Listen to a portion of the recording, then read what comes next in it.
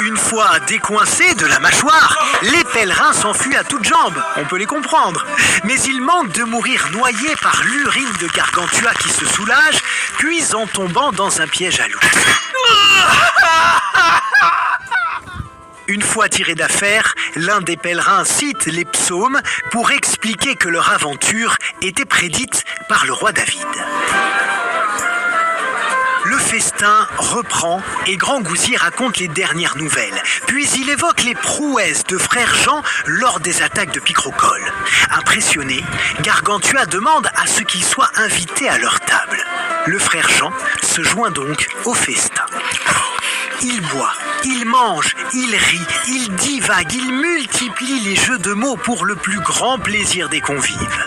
Eudémon fait remarquer haut et fort la valeur de ce moine, qui réjouit le cœur de tous ceux qui sont ici, et se demande pourquoi on écarte les moines de toutes les bonnes compagnies en les traitant de troubles faits.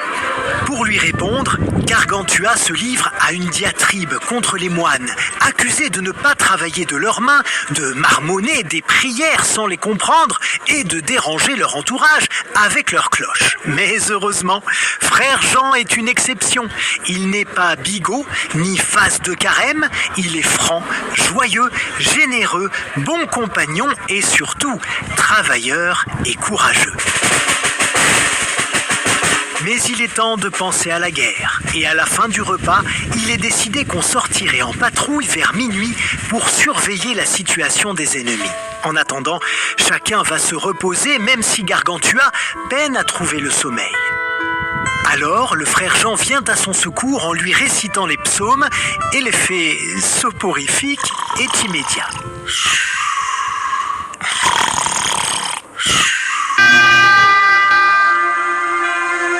Comme prévu, à minuit, le moine réveille tous ses compagnons d'armes.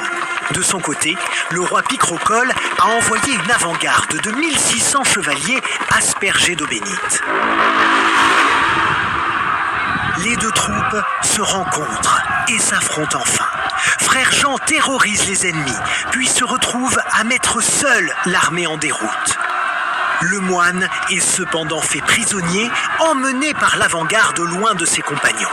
Mais il parvient à se libérer rapidement en tuant ses gardiens qui avaient oublié de lui retirer l'une de ses armes.